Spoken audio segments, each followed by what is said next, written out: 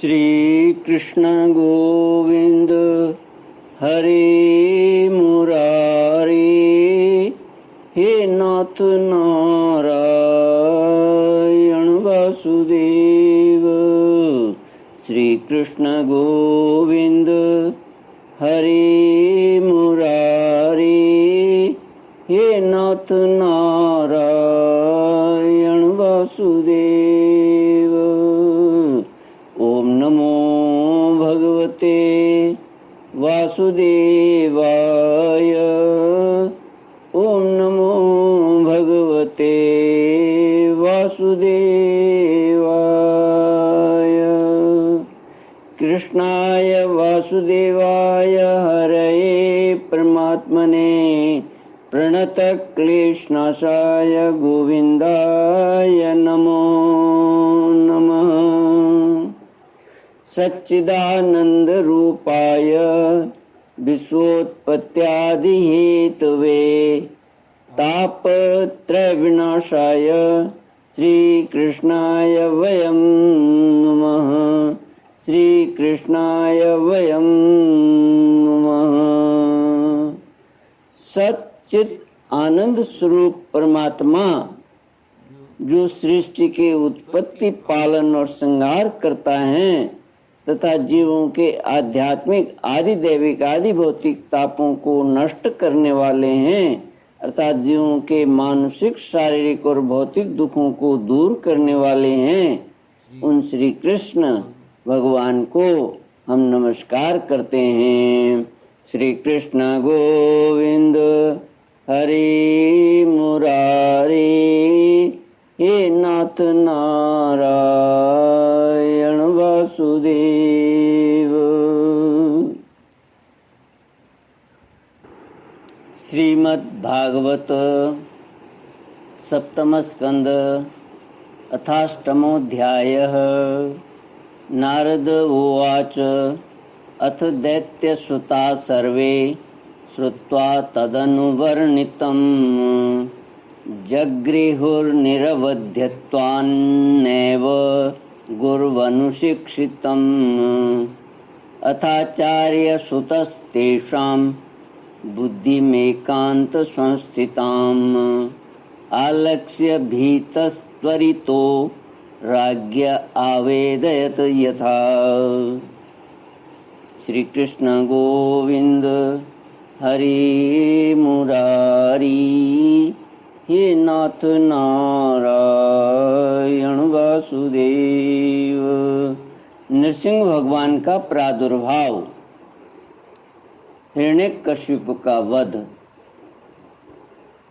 नारद जी कहते हैं, प्रहलाद जी का प्रवचन सुनकर दैत्य बालकों ने उसी समय से निर्दोष होने के कारण उनकी बात पकड़ ली। गुरु जी की दूषित शिक्षा की ओर उन्होंने ध्यान ही न दिया। जब गुरु जी ने देखा कि उन सभी विद्यार्थियों की बुद्धि एकमात्र भगवान में स्थिर हो रही है, तब वे बहुत घबराए और तुरंत हिरण्यकशिपु के पास जाकर निवेदन किया। अपने पुत्र प्रहलाद की इस असह्य और अप्रिय अनीति को सुनकर क्रोध के मारे उसका शरीर थर थर कांपने लगा। अंत में उसने यही निश्चय किया कि प्रहलाद को अब अपने ही हाथ से मार डालना चाहिए। मन और इंद्रियों को बस में रखने वाले प्रहलाद जी बड़ी नम्रता से हाथ जोड़कर चुपचाप हिरण्यकशिपु के सामने खड़े थे और तिरस्कार के सर्वथा अयोग्य थे, परंतु हिरण्यकशिपु स्वभाव से ही क्रूर था। वह पैर की चोट खाए हुए सांप की तरह फुफकारने लगा। उसने उनकी ओर पाप भरी टेढ़ी नज़र से देखा और कठोर वाणी से डांटते हुए कहा, मूर्ख, तू बड़ा उदंड हो गया है, स्वयं तो नीच है ही, अब हमारे कुल के और बालकों को भी फोड़ना चाहता है। तूने बड़ी ढिठाई से मेरी आज्ञा का उल्लंघन किया। आज ही तुझे यमराज के घर भेजकर इसका फल चखाता हूँ। मैं तनिक सा क्रोध करता हूँ तो तीनों लोक और उनके लोकपाल कांप उठते हैं।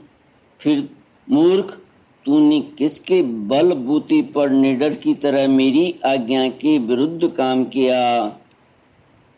श्री कृष्ण गोविंद हरे मुरारी, हे नाथ नारायण वासुदेव। प्रहलाद जी ने कहा, दैत्यराज, ब्रह्मा से लेकर तिनके तक सब छोटे बड़े चर अचर जीवों को भगवान ने ही अपने बस में कर रखा है।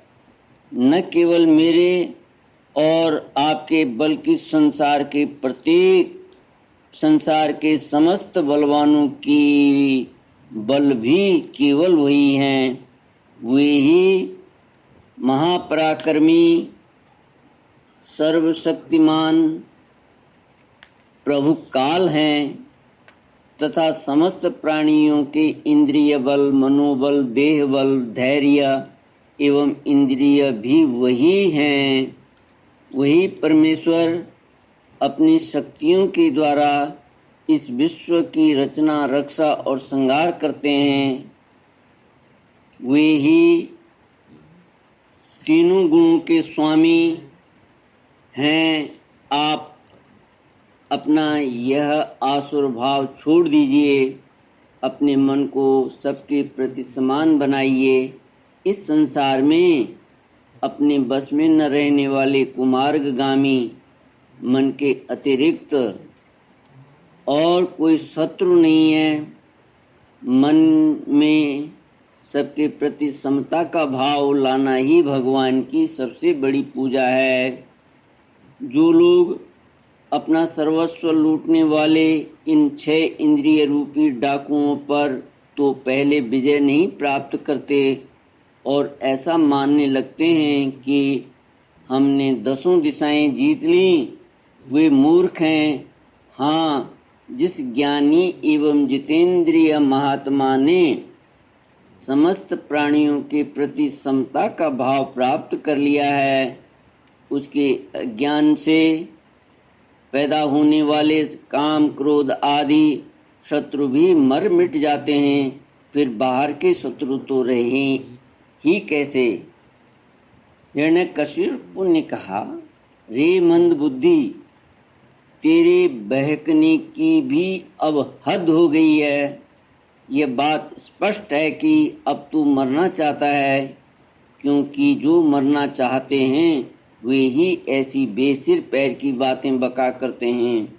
अब आगे, तू मेरे सिवा जो और किसी को जगत का स्वामी बतलाया है, तूने मेरे सिवा जो और किसी को जगत का स्वामी बतलाया है, सो देखूं तो तेरा वह जगदीश्वर कहाँ है।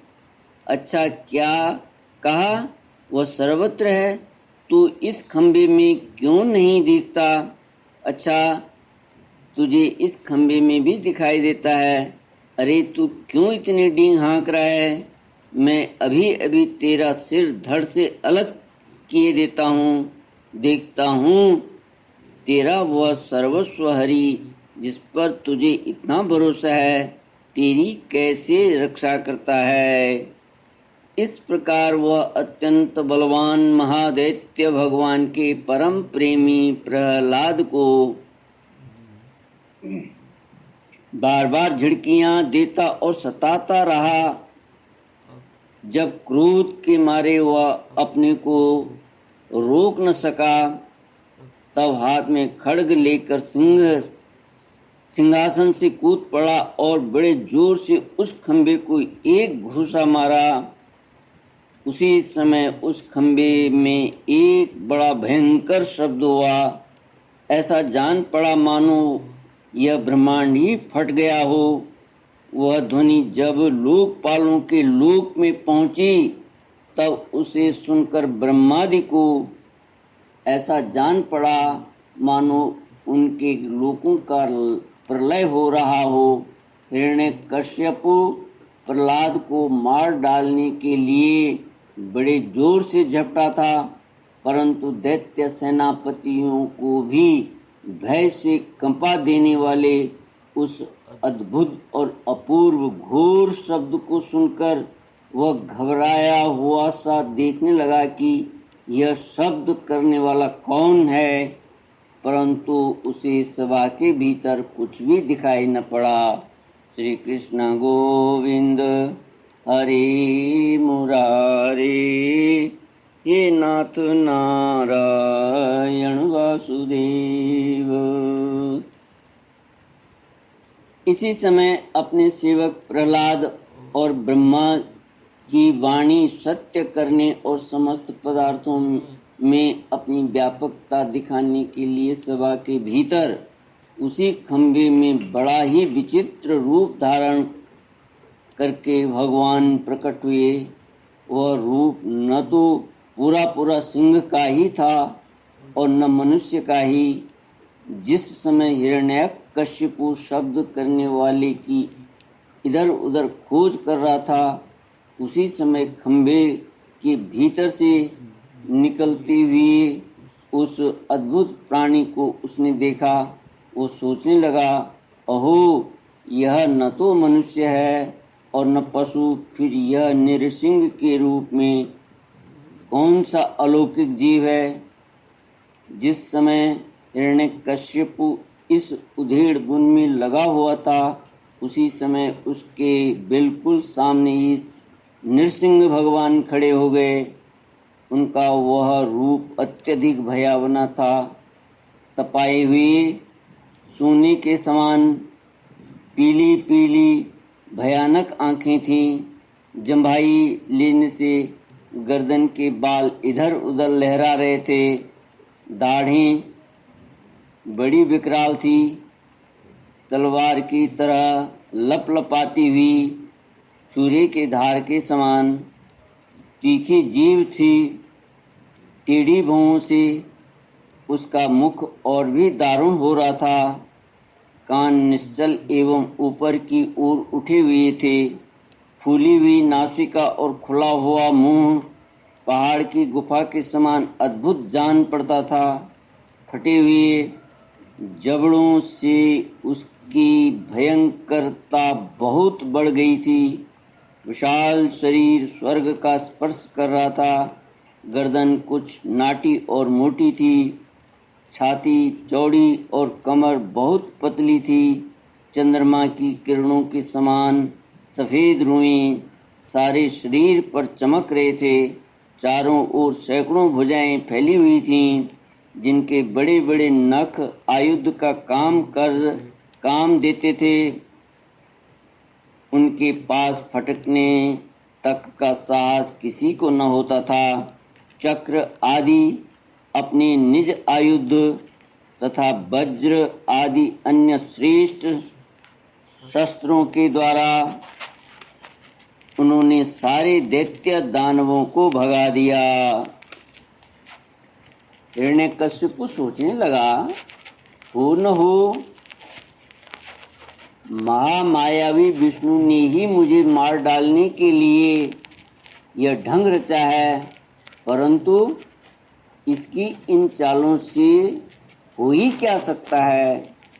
इस प्रकार कहता और सिंहनाद करता हुआ दैत्यराज हिरण्यकश्यपु हाथ में गदा लेकर नृसिंह भगवान पर टूट पड़ा, परंतु जैसे पतंगा आग में गिरकर अदृश्य हो जाता है, वैसे ही वह दैत्य भगवान के तेज के भीतर जाकर लापता हो गया।